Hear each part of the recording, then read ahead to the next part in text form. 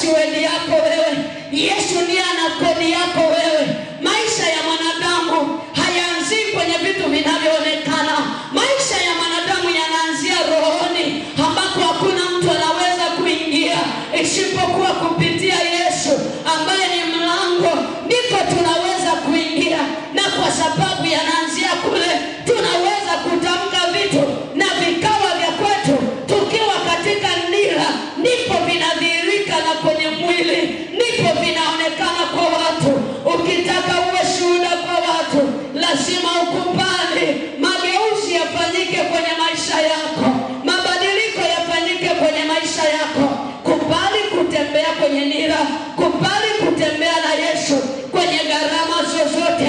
Na maana nyingine ya kusema kuvaa nira ni kujikana, ni kuwa tayari kuteseka kwa ajili ya Kristo. Anasema mtu yeyote akitaka kunifuata na ajikane mwenyewe. Maana nyingine ya kuvaa nira ni kujikataa wewe. Unapojikataa wewe, maanake unajiua wewe na mapenzi yako. Unasema mapenzi yako Bwana yatimizwe kwenye maisha yangu. Na unapoyaruhusu mapenzi ya Bwana, uwe na uhakika na kuwazia mema. Yale mema yote ambayo ni ya kwako, Bwana atayaachilia kwenye maisha yako. Wewe umebaki kwenye mahangaiko, ukipata shida naona vile ambavyo umeingia kwenye mashimo mengi, ukatoka kwenye njia ambayo ni ya kwake. Wengi wetu tumevua nira. Tulipougua magonjwa mabaya, tukavua nira, tukamhesabia Bwana viwango, tukatoka kwenye nira. Matokeo yake yamekuwa mabaya kwenye maisha yetu. Uliamua kuchepuka na kwenda kufanya uzinzi, eti kwa sababu mume alichelewa, eti kwa sababu mke alichelewa kupata mtoto, ukatoka ukaenda kutafuta. Nataka nikwambie, nira ya Kristo ni laini na mzigo wake ni mwepesi. Yeye ni Bwana kwenye maisha yetu. Unapoamua kurudi kwa Bwana, anafanya jambo jipya, anafanya jambo jipya. Na ni majira ambayo Mungu akilichungulia kanisa duniani, moyo wake umejaa machozi mengi. Anaangalia vile ambavyo watu wengi wamepoteza lile hitaji la msingi ambalo ni kukaa pamoja na Bwana. Badala yake wanatafuta vinavyoonekana. Nataka nikwambie jioni ya leo, uzima wako haupo kwenye vitu vinavyoonekana, mwana wa Mungu. Uzima wako haupo kwenye mali. Raha yako haipo kwenye vitu, haipo kwenye hicho unachotaka kukipata. Tafuta kuwa na, si ndio jamani? Au njoo mhubiri mkubwa wa kimataifa amesema, njooni kwangu ninyi nyote msumbukao. Yaani ukijiona tu kuna kitu kinakusumbua ambacho kimekuelemea, kimegeuka kama mzigo kwako, Yesu anatoa mwaliko kwamba njoo. Sawa? Alafu anaongezea kusema hivi, ametoa mwaliko, unaenda na mizigo yako, unafanya nini? Unapumzishwa. Sawa? Hapo anasema jitieni nira yangu. Sawa jamani? Jitieni nira yangu, mjifunze kwangu. Yaani sio kazi yangu mimi kuitafuta nini? Nira. Yesu anayo nira yake ambayo ameiweka kwenye viwango vya ubora ambavyo havitakuchubua shingo yako. Unaelewa? Havitaleta madhara kwenye maisha yako. Bwana asifiwe. Bwana Yesu asifiwe. Anasema jitieni nira yangu, mjifunze kwangu. Unaelewa hicho kitu? Kuna shule inatakiwa. Sawa? Bwana asifiwe. Jitieni nira yangu, mjifunze kwangu. Alafu anajitambulisha vile alivyo. Sawa? Anasema kwa kuwa mimi ni mpole na mnyenyekevu wa moyo, nani mtapata raha nafsini mwenu. Kwa nini? Kwa kuwa yeye ni mpole na mnyenyekevu wa moyo. Anamaanisha kwamba hana kitu ambacho kitarudisha mizigo kwako. Sawa jamani? Badala yake ana kitu ambacho kitakufanya wewe utue mizigo na kuwa huru. Alafu anasema mimi ni mnyenyekevu wa moyo, kwamba katika hali nilionayo ya uweza, ya mamlaka, lakini nimejipunguza. Sawa jamani? Nimenyenyekea ili nilingane na wewe, ili nikae kwenye nira moja na wewe. Sijui kama kuna mtu unanielewa. Bwana asifiwe. Yule Yesu ninayemwongelea hapa ni yule ambaye licha ya kuwa Mungu kwenye kitabu cha Wafilipi, licha ya kuwa na mamlaka, licha ya kuwa na nafasi kubwa mbinguni, licha ya kuwa mwana, licha ya kuwa na uungu kabisa, kuwa Mungu kamili, lakini kwa sababu yangu mimi na wewe ambao tulikuwa na mizigo mizito, ambao tunatangatanga, ambao tuna maswali hayana majibu, akaamua kunyenyekea, yani kujipunguza, kuacha kila kitu ili anikute mimi na wewe kwenye unyonge wetu. Jamani, amina. Kwa lugha nyingine, akakubali kuwa mnyonge ili aendane na wewe. Bwana asifiwe. Jamani, haleluya. Kuna vitu akaviona vimepungua kwako, akasema jitie nira yangu, ujifunze kwangu. Kumbe ili ujifunze upate kuelewa, lazima ujitie nira ya Kristo Yesu, na hiyo ndo kanuni. Bwana asifiwe. Bwana asifiwe. Kanisa la leo tunahitaji maarifa.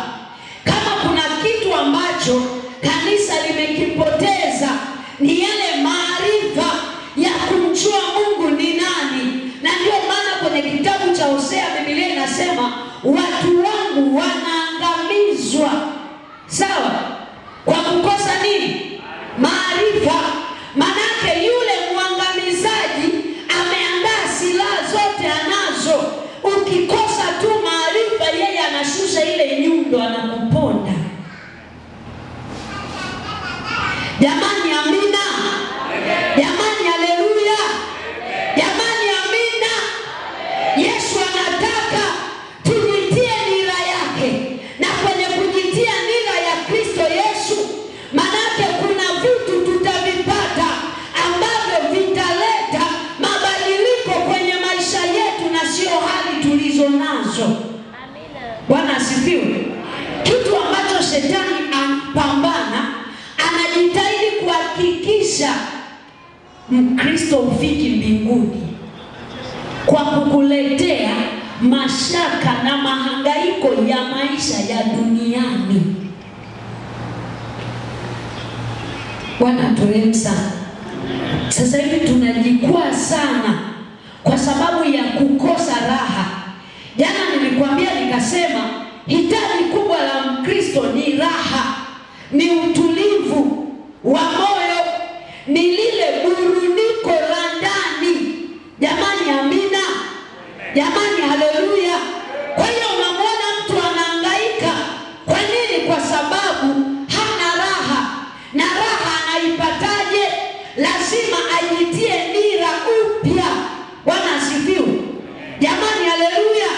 Wengi wetu tunafikiri raha zipo kwenye kufanikiwa. Hapana.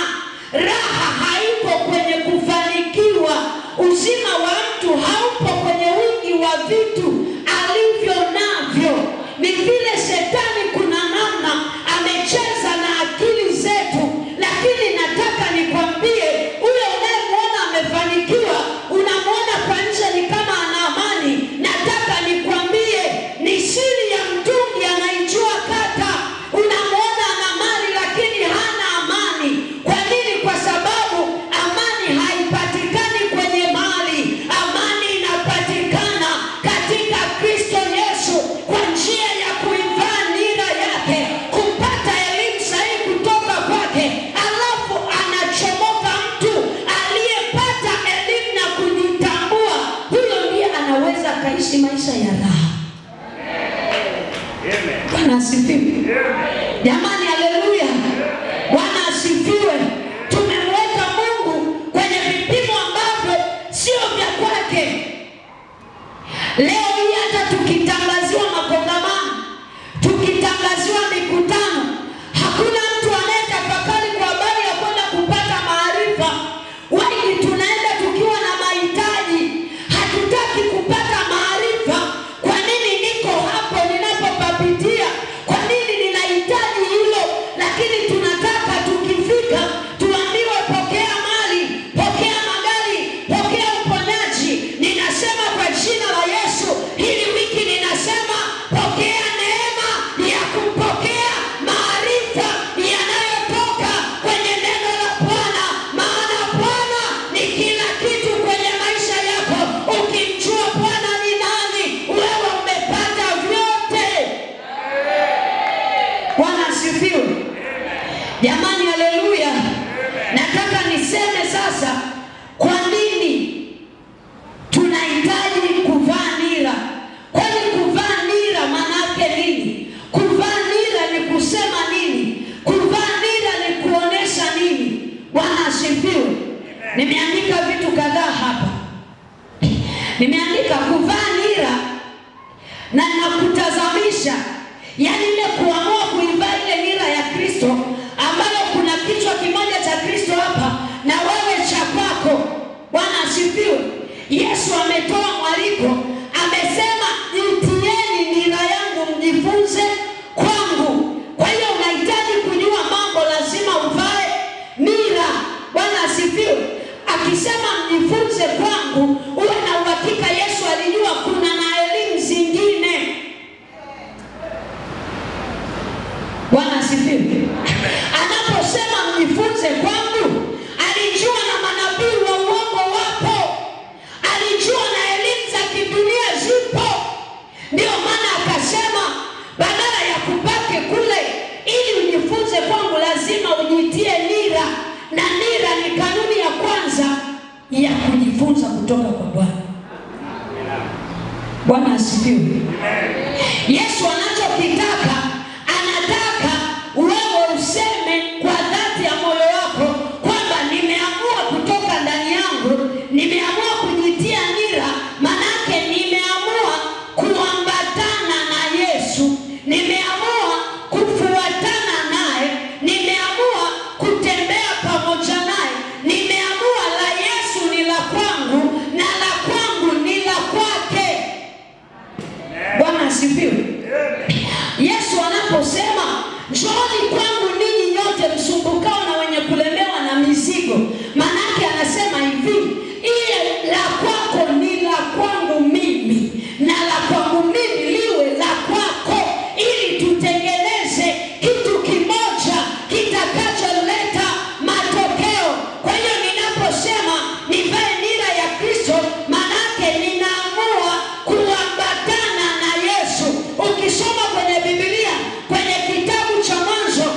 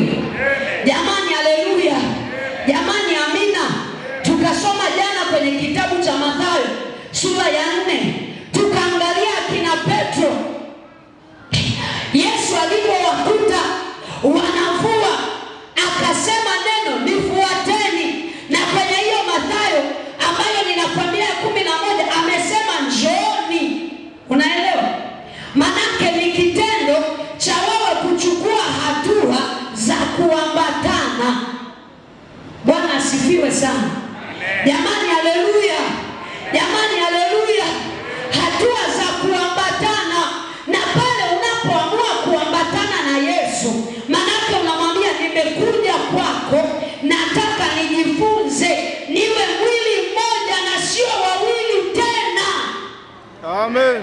Bwana asifiwe. Wakija wakimkuta Tina amesimama, asionekane Tina, aonekane Kristo ndani ya Tina. Wakikukuta wewe mahali, usionekane wewe, aonekane na Yesu ndani yako. Na Yesu hivyo hivyo, kila mahali ambapo wewe upo, na yeye yupo hapo. Wewe unamwakilisha duniani, na yeye anakuwakilisha mbinguni kupitia damu yake ya thamani. Mungu akikutazama kwenye damu, anauona utambulisho wako kupitia damu ya Yesu. Hivyo ndivyo Yesu anavyotaka. Sasa ikiwa una utambulisho, una DNA ya Yesu Kristo, unajua Mungu Yesu ameketi mkono wa kuume wa Mungu Baba. Unaelewa hicho kitu? Ameketi mkono wa kuume wa Mungu Baba. Kwa hiyo amekaa pale. Mungu anapochungulia, utambulisho wa kwanza ni kwenye ile damu ya Yesu. Mungu akitazama damu, ananiona niko Galilaya ninalihubiri neno la Bwana. Anakuona na wewe uko Galilaya unalisikiliza neno la Bwana. Anakuona na wewe unatufuatilia uko unalisikiliza neno la Bwana. Lakini anaona kupitia nini? Anaona kupitia damu ya Yesu. Na ili uonekane pale, lazima uvae nira ambayo ni kumfuata Yesu kwa kuamua kuambatana naye. Bwana asifiwe. Sasa hii pakeji ziko zitoke mbinguni, lazima ule utambulike.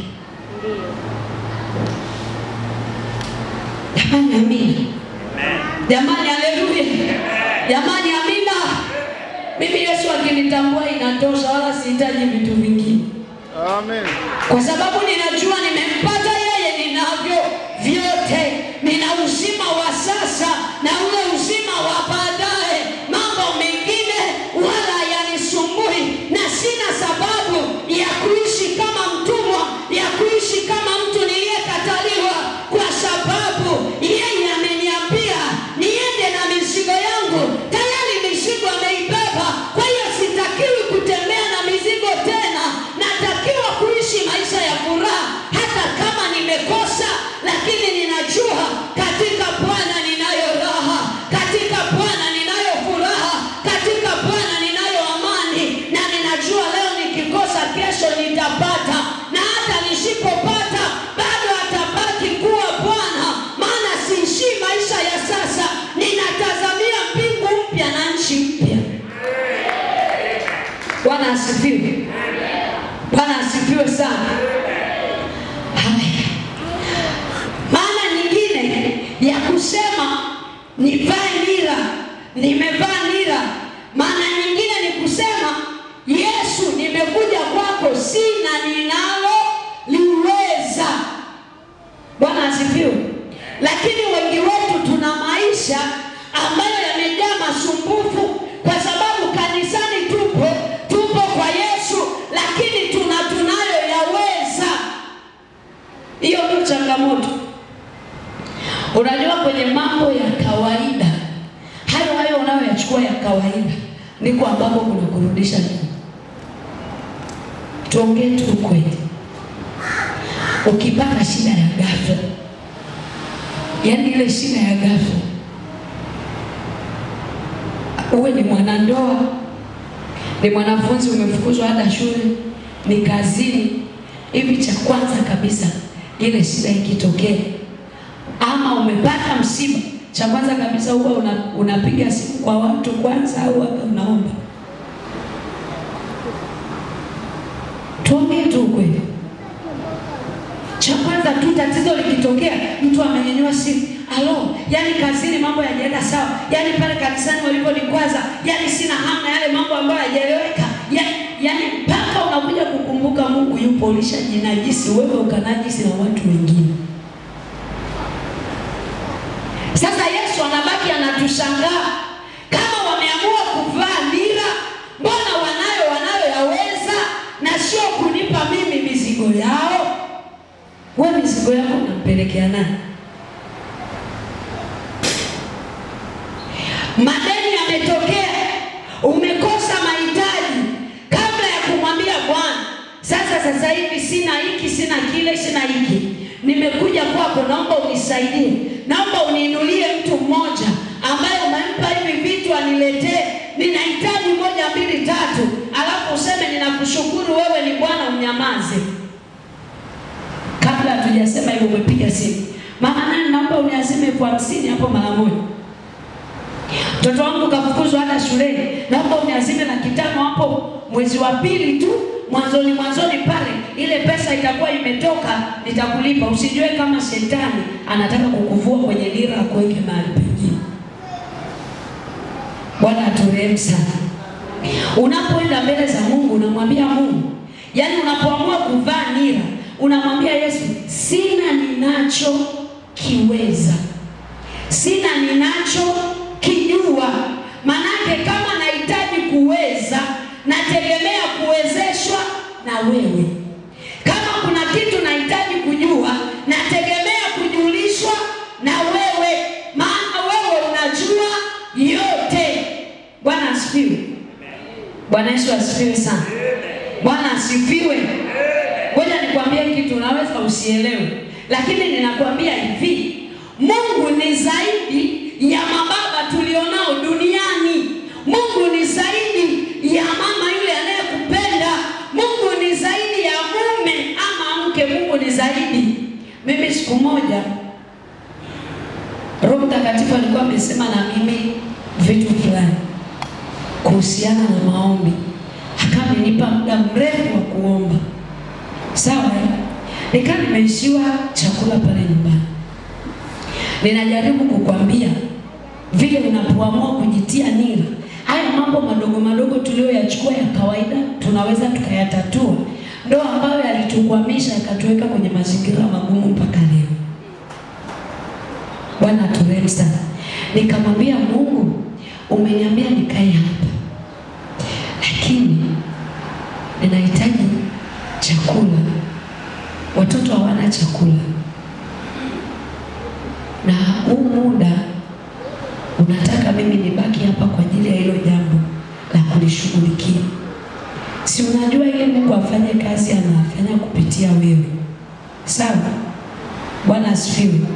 Nikashangaa nilipoomba yale maombi, Roho Mtakatifu akanipa amani, nikatulia. Nikiwa ninasoma neno ili niingie sasa kwenye kina cha yale maombi, nimetoa simu yangu sauti. Roho Mtakatifu akanisemesha, angalia simu. Naangalia simu, nakuta mtu amepiga ametuma na message. Nikasema hebu nimpigie, na shida gani? Mtu wa kawaida kabisa, tena ni fundi kujenga, ananipigia, mtumishi wa Mungu. Bwana asifiwe. Amina. Uko wapi? Naambia niko nyumbani. Anasema nimechoka sana, niko maeneo ya Kizuite hapa, nina mzigo wako, natamani ufike nyumbani, nimpe nani? Sikuzania hata ni mzigo, nimemwomba Mungu lakini ninaamini. Nikashangaa, na niambia muagize, nikamuelekeza aniwekee mahali fulani. Muagize mtoto aje achukue. Nikamwagiza mtoto, nenda mahali fulani nikachukua. Mtoto anaenda ananiletea hela, yaani za kutosha na akiba imebaki.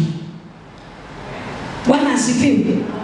Yaani Yesu anaposema jitie nira yangu, manake mfanye kuwa rafiki yako kwenye maeneo yote, mpaka yale ambayo unayoona haya ningemshirikisha na Judi tungelitatua. Mshirikishe kwanza, ili na Judi ukienda awe ni mtu sahihi kwako, ili usijikwae kwenye maumivu. Bwana asifiwe. Amen. Nilikwambia siku nyingine nilipokuja hapa mwaka jana, nilipokuwa nina tiketi mkononi, nikapigiwa simu. Nimepigiwa simu, mume wangu namuona simu yake inaita asubuhi, inaita, anahangaika hapo, anapokea kisirisiri. Nikajiuliza anapokea vitu gani? Kumbe simu inapigwa kwangu, sijapokea, wamempigia yeye. Babangu amezidiwa na hali mbaya. Unaelewa? Ukimfanya Yesu kuwa rafiki yako, yani ujitie nira kwenye maeneo yote, hata kama una chumvi ya 500, Mungu anataka ukamwambia yeye kupitia nira ya Kristo. Mwambia Yesu, sina chumvi lakini naogopa aibu, nahitaji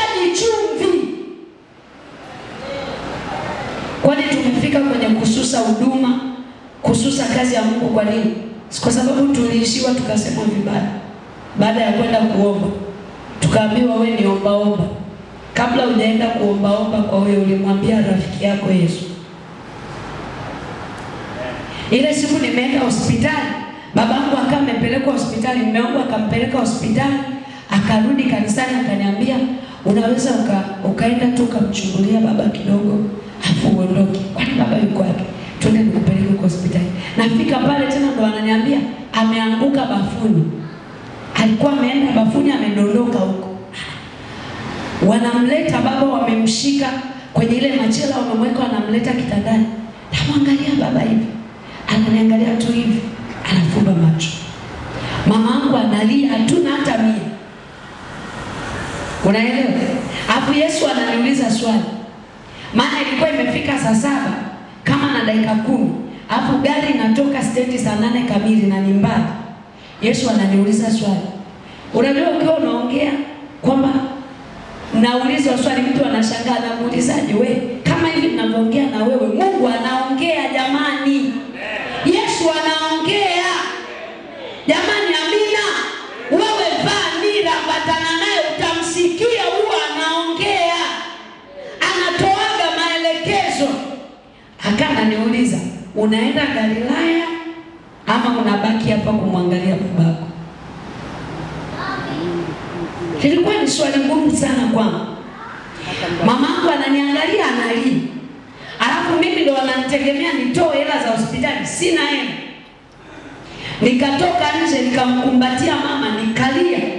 Alafu nikamwambia mama, maisha yangu nimeyatoa kwa ajili ya Kristo. Mimi nasafiri. Baba Mungu atanisaidia. Nikaenda nikapanda gari. Tena ilibaki kidogo sana nichelewe kupanda gari.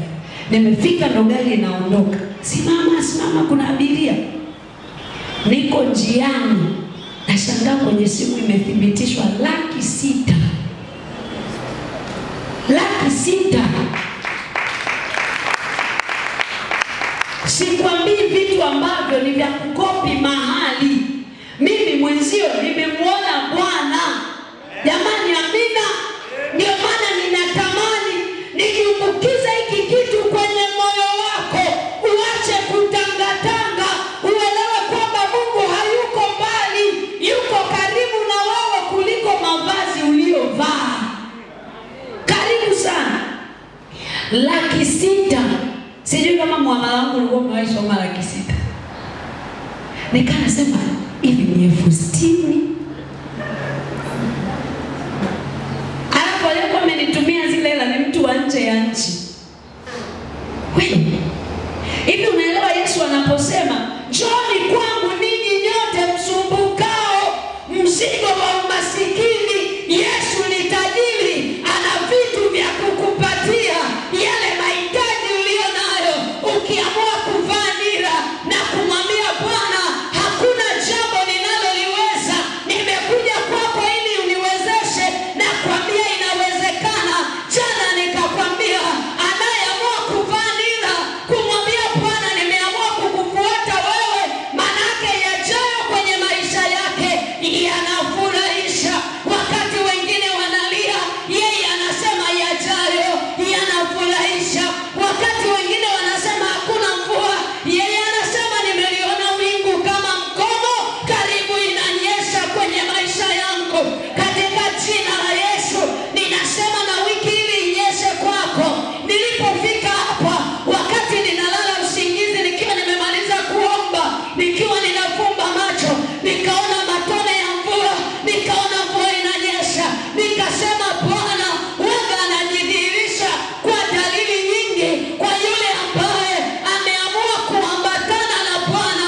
Nasema ikiwa umeamua kuvaa nira ya Kristo Yesu, kumwambia siwezi lolote, kumwambia sijui chochote, mvua ya kujua inyeshe ndani ya moyo wako, mvua ya kupata vile ulivyokosa. Nasema katika jina la Yesu, na inyeshe ndani yako. Na anapokea inakuwa. Bwana asifiwe. Juzi tulikuwa Shinyanga na kaka Pasco. Alitoka, tulikuwa Kahama.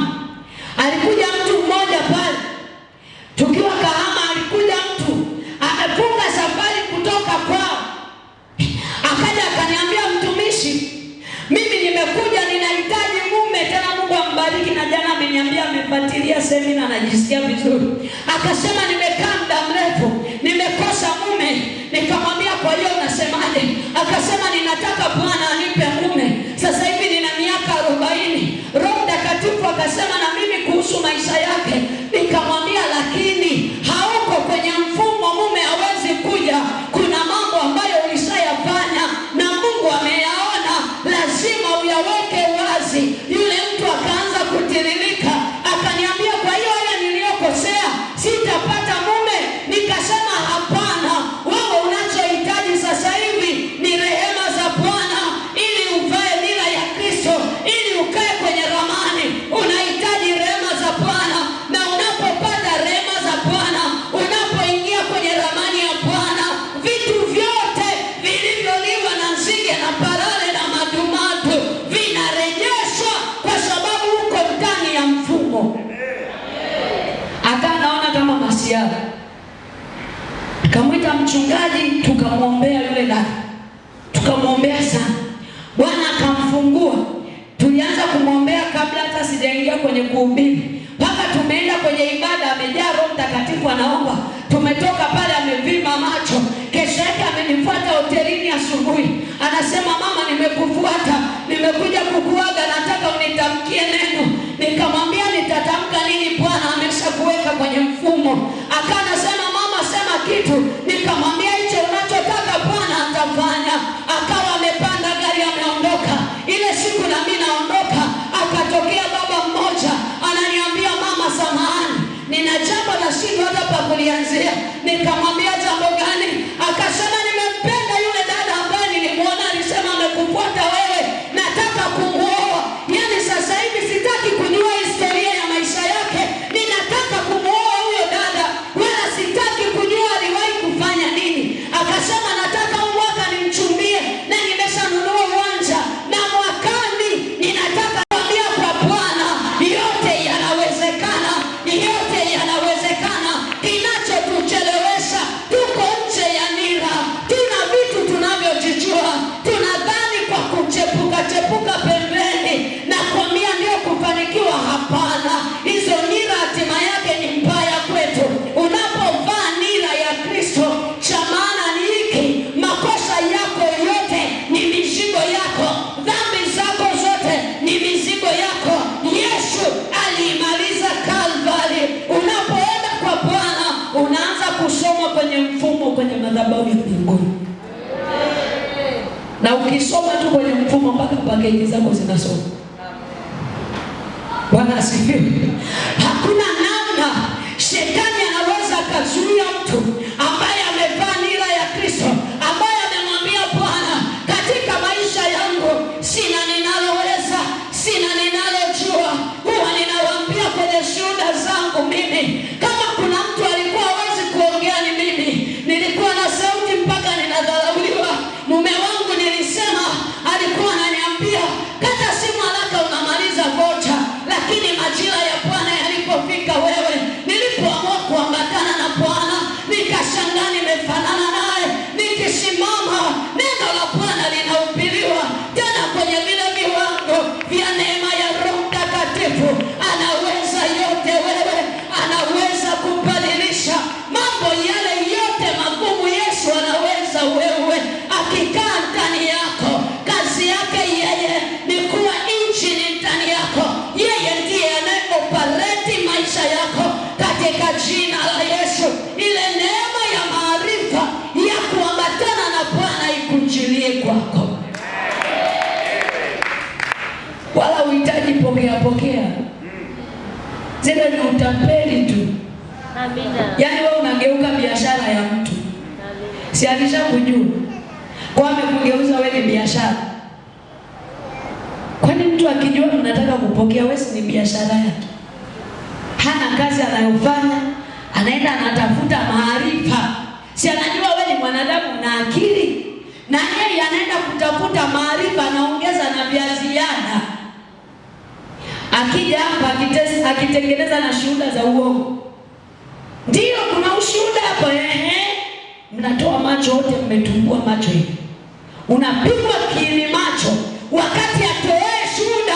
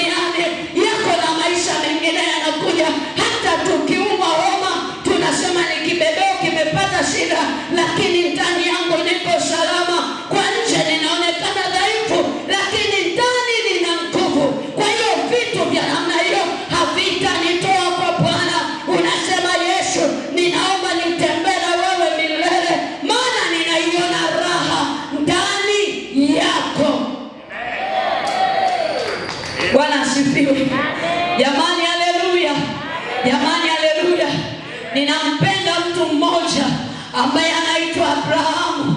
Kwenye Mwanzo ile sura ya 12, Mungu anamwambia Abrahamu, anamwambia ondoka, nenda kule nitakapokuambia uende. Mungu alikuwa amewekeza vitu ndani ya Abrahamu. Abrahamu aliangalia ahadi. Bwana anamwambia, kupitia wewe mwanangu, jamaa zote za dunia zitabarikiwa. Kupitia wewe mwanangu, atakaye kulani nitamlaani, atakaye pigana na wewe nitapigana nawe. Kazi ya Abrahamu ilikuwa ni kukubali kuvaa nira na kuanza kuambatana na kuacha vyote. Maana nyingine ya kuvaa nira ni kumwambia Bwana, niko tayari kuacha vyote, nataka nikufuate wewe. Unaamua kuacha baba, unaamua kuacha mama, unaamua kuacha marafiki, unaamua kuacha mali. Kipaumbele chako kinakuwa ni Bwana. Hata ukiwa na mali hazikutoi kwa Bwana. Abrahamu akachukua hatua, akaanza kutembea na Bwana na neema ya Bwana ikapatikana. Majira mengine Abrahamu akiwa kwenye nira, alichokuwa anatazama, alikuwa anaonyeshwa nyota, anaonyeshwa vile atapata watoto wengi kupitia Abrahamu. Na mimi na wewe tumepatikana katika Kristo Yesu. Yesu ni kweli mwana wa Mungu. Jitie nira yake, nenda kajifunze kwake. Unapomwambia Bwana, nimeamua kukupa maisha yangu, manake ni kwamba hakuna kitu chochote ambacho ninakiweza ila kupitia wewe. Nataka niweze katika jina la Yesu.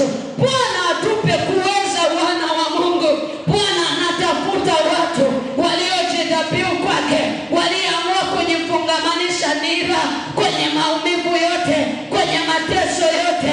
Wameamua kusimama na Bwana na kuambia hao watu, uwaga sio wa kawaida. Unayeniona hapa, nimepita kwenye machozi, nimepita kwenye maumivu, nimepita kwenye taabu nyingi, lakini sikuivua nira. Angalia leo ninapokuvaa hapa, kwa sababu nilikaa kwenye nira. Wana wa Mungu, ni majira ya kurudi kwenye nira ya Bwana, kurudi kwenye nira, kurudi kwenye kumbatio la Bwana. Yote yanawezekana. Haleluya. Bwana asifiwe. Usalama wa maisha yetu upo kwenye nira. Na nikwambie tu ukweli ambao haupingiki. Ukitaka kupewa vitu na Mungu, kaa kwenye mfumo. Vaa nira. Kaa hapo. Fanana na Yesu. Jifunze. Ukipata tu maarifa umeula. Wewe sio wa kawaida tena. Wale waliotembea na Yesu hawakuwa watu wa kawaida. Nenda kawaone matendo ya mitume. Kila ninapolitazama kanisa la leo, huwa ninaenda kwenye kitabu cha Matendo, ninakutana na yale majamaa ambayo yaliamua kuvaa nira katika taabu zote. Paulo likafika mahali likasema, sio mimi ninaishi, bali Kristo ndani yangu. Manake ni mtu aliyevaa nira kwamba Yesu, kama ni kuishi, nitaishi kwa sababu wewe umetaka niishi. Kama ni kufanya jambo, nitafanya kwa sababu wewe umetaka nifanye. Na kwambia, unapoyatoa maisha yako, Bwana anajishughulisha na mambo yako yote. Hapo nyinyi watu wa Mungu, Yesu anarudi eti. Bwana asifiwe. Bwana asifiwe. Bwana asifiwe sana. Jamani, haleluya. Jamani, amina. Nasema wana wa Mungu, Yesu anarudi. Hebu haya mambo yaingie kwenye moyo wako, yadumbukie kabisa ndani yako. Ukubali kwamba unapovaa nira ya Kristo, wewe uko salama. Hata kama umekuja mahali hapa unaumwa, umekuja unayo mahitaji, umekuja unazo shida nyingi, nataka ni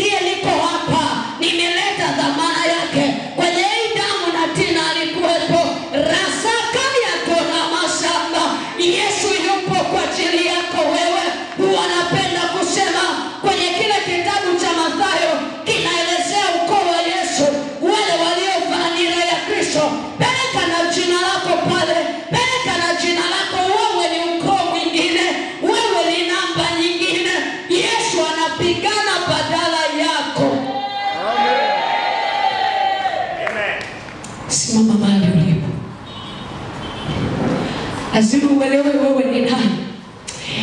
Yesu anapigana kwa ajili yako wewe. Zile shida ambazo umekuja nazo, kuna kitu tu Mungu anataka kiingie kwenye maisha yako.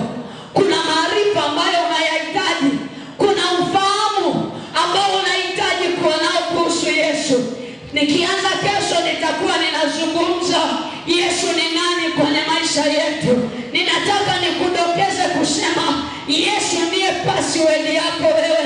Yesu ndiye ana kodi yako wewe.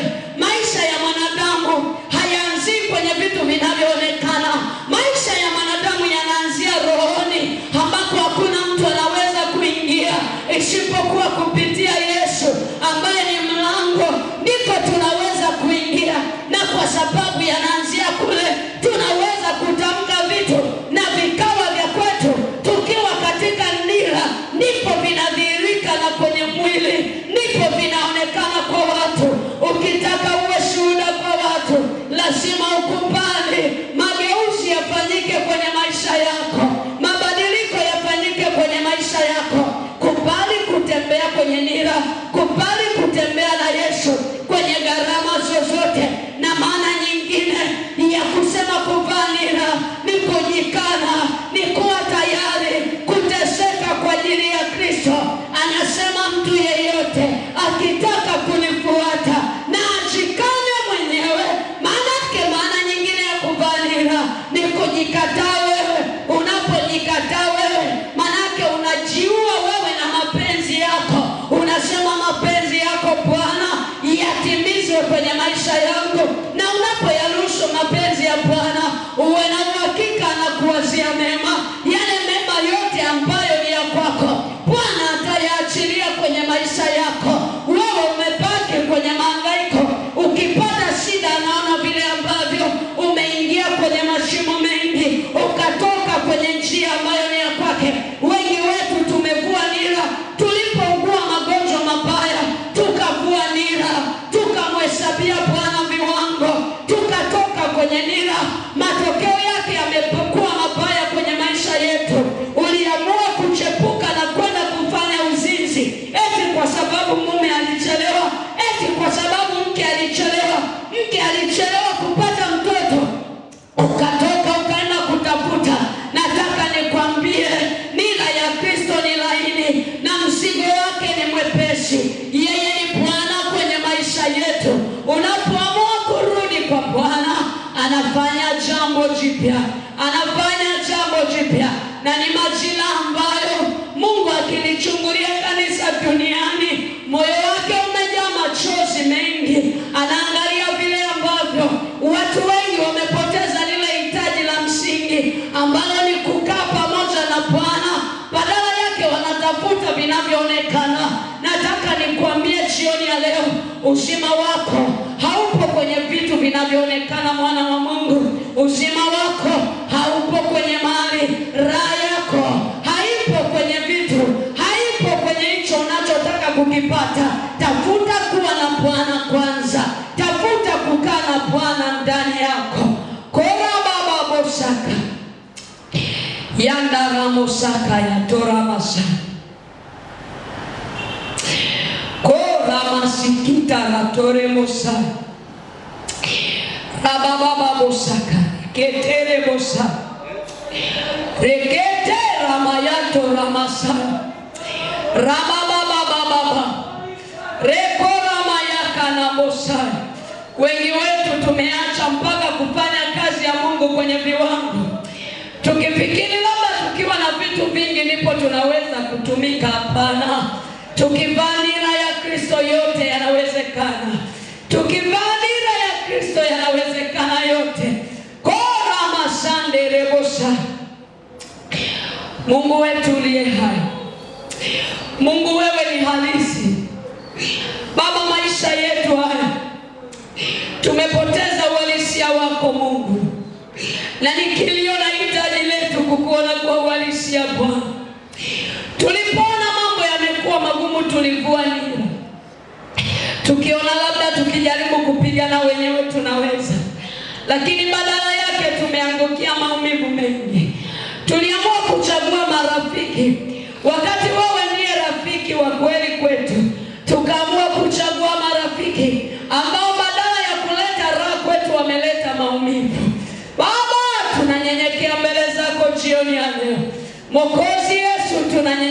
kwako. Haya maarifa Baba yakae kwenye mioyo yetu.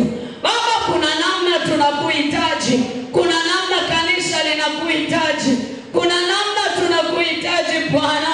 Ni majira ambayo kwa kweli tunatafuta uhalisia wako na hatuoni. Baba, utusaidie kurudi kwenye nira, kurudi kwenye ramani. Mwambie Bwana, naomba unisaidie.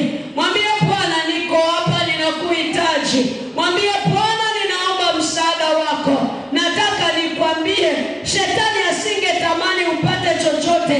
Shetani asingetamani uelewe namna gani wewe ni wa thamani mbele za Bwana. Ndio maana ameleta mambo yamekutoa kwenye nira. Nilipomtazama yule kijana jana, moyo wangu uliumia sana. Nikaona vile anaenda kuangamia. Nikaona vile kumwacha Yesu ni laana, ni hatari kubwa. Wengi wetu tumeikana imani kwa sababu ya mahitaji tulionayo, kwa sababu tulitamani heshima, kwa sababu ya vitu tulivyovitaka. Hatukuyawaza majira ya Bwana, hatukuwaza nira ya Kristo Yesu, hatukutaka kujifunza kwanza. Kora baba bosa, kora masande rebosa. Hebu mwambie Bwana, niko hapa. Mwambie tu Mungu, naomba unisaidie. Hata kama uelewi cha kuomba, mwambie naomba unisaidie. Mara nyingi mahubiri kama haya ni magumu sana kwenye mioyo ya watu, kutokana na hali ambazo watu wanazo kwenye mioyo yao. Utajiri ulioko katika Kristo Yesu, zile baraka ambazo ziko katika Kristo Yesu. Na kuambia kwa Yesu kuna kila kitu. Kuna uponyaji wako, kuna maisha yako ya sasa na ya baadaye. Yale mahitaji yote ulionayo, Yesu anavyo vitu vyako vyote. Anayo maisha unayoyataka, anayo mali unazozitaka, anazo kila kitu kwa ajili yako. Kora mashanda rekete rabosaka rabababababa rekena mosaya randa rababa yekora baba yakola masanderema kora baba bosaya tarama sanda rababa ori makaya torama. Katika jina la Yesu, katika jina la Yesu, Bwana wa mabwana, tumekubali kusimama na wewe kwenye gharama zote ambazo tutazilipa. Bwana, tutaisema kweli yako, maana ndivyo ulivyo. Baba, hii kweli ingie kwenye mioyo ya watu wako katika jina la Yesu. Ule upinzani wote wa adui ninaukanyaga kwa jina la Yesu. Damu yako ya thamani, acha inene mema katikati yetu. Inene mema kwa mwanamke yule, inene mema kwa mwanaume yule, inene mema kwenye kazi ya baba yule, inene mema kwenye huduma ya mama yule. Kora mashanda yekora baba baba yekota ramasanda rana baba baba. Wewe unasema yafikirini yaliyo juu aliko Bwana. Baba, tutayafikirije ili hali hatujavaa nira? Mtu anayevaa nira yako anapata mfanano wako, maana au yeye peke yake anakuwa na wewe. Yesu, tusaidie Bwana, tusaidie Bwana. Turejee kwa mara nyingine, turejee Bwana wa mabwana, turejee Mungu wetu uliye hai. Wewe tu mwambie Bwana, nisaidie. Na kuambia Mungu anasikia wewe. Yeye ni halisi kabisa, yeye ni halisi usio wa historia. Hata hapa yupo katikati yetu. Nasema Mungu yuko hapa. Hata wewe unayetufuatilia kupitia vyombo hivi vya habari, Mungu yuko hapo ulipo, wala hana umbali. Yuko karibu na wewe, yuko karibu na wewe. Anasema amekuchora kwenye vitanga vya mikono yake, na neno lake ni kweli. Na Yesu ninayemhubiri hapa ndiye yule ambaye ni nuru ya ulimwengu. Anasema mfuataye yeye hata kwenda gizani kamwe, bali atakuwa na nuru ya uzima. Katika jina la Yesu Kristo, neno la Bwana ni nuru, neno la Bwana ni nuru. Liangaze kwenye moyo wako, liangaze kwenye fahamu zako, uanze kupata hatua nyingine kwa jina la Yesu aliye hai. Rababababosaka kola masanda rabosa Yekora masande rebos. Kota la masanda la bosaka. Yanda la baba bosa. Yekete rebosana la bosa.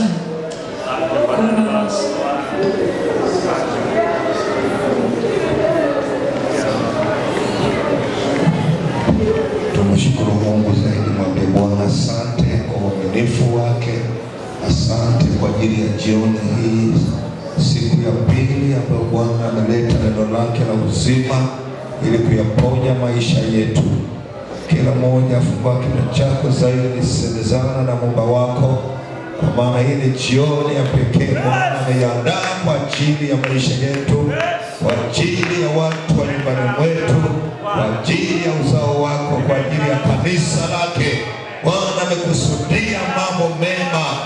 Lazima tukae kwenye nia ya Kristo, tuambatane na Kristo Yesu, tutembee pamoja na Kristo Yesu. Tumwambie Bwana, pasipo wewe hatuwezi neno lolote. Wewe ndio tusaidie nyakati zote, wewe ndio tutie nguvu nyakati zote, wewe ndio msaada wetu, wewe ndio ngome yetu, wewe ni yote katika yote. Tunakuadhimisha Bwana, tunakuadhimisha